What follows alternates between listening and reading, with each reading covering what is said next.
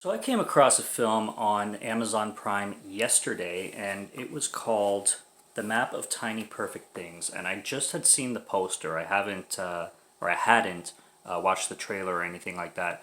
And I read the quick description on it, and I thought it sounded pretty neat. So today I decided to check it out because I was really looking for a film that was a lot lighter than what I've been watching lately. I've been watching tons of horror and splatter and exploitation and a lot of heavy shit. And I just got into one of those moods where I really needed something lighter, like a comedy or something like that. And this film was perfect. This is an independent film. This is directed by Ian Samuels. It's on Amazon Prime right now for free. And Catherine Newton, who is known for Paranormal Activity 4. It's a big one for her. And then she also did a little minor role in Three Billboards Outside Ebbing, Missouri, where she played the daughter who got, violently killed.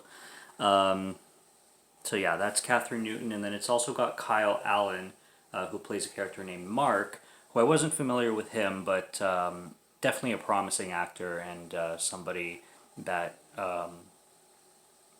really delivered to this kind of film.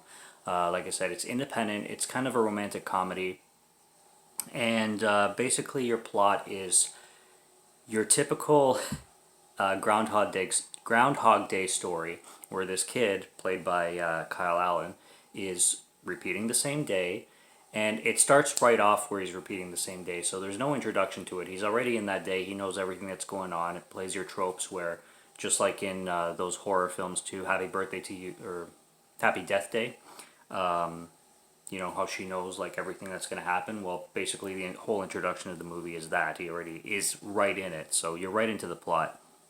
And then he meets this girl played by Catherine Newton, named Margaret, and she has the same fate. She's struck with the same loop, living her own, you know, day in day out repeatedly. So it's this film does a really good job introducing new ideas to an old story. And I like how this film plays with two characters experiencing the same thing, where usually it's just one of them. And because the two characters are experiencing the same thing, this gives a lot of room for hilarity and really big ideas that play out. It's not a super corny film like sometimes these romantic comedies would end up being. It's got like really big heart. It's super independent. It's loaded with indie music and like independent soft rock tracks and stuff like that. Your typical, anything that you would see in some, teen indie movie of any kind. A little bit reminiscent to films that came out between like 2005 and 2010. Mark has this friend played by Jermaine Harris, who in the movie his name is Henry, and Mark is always hanging out with Henry and kind of shooting the shit with him as if like he'll tell him that he's in a loop and he's reliving the same day, but Henry's not. So every day he's hanging out with his best friend, and he kind of has a new experience because his best friend will forget everything and he can just kind of say whatever the hell he wants and not have to worry about the outcomes. So it's pretty funny in that sense. But this film's really written well. It's written super clever. The acting is really good, and the ideas that it plays with is really good. I really like the messages that this film is loaded with in basically not taking life for granted, not taking your time for granted, and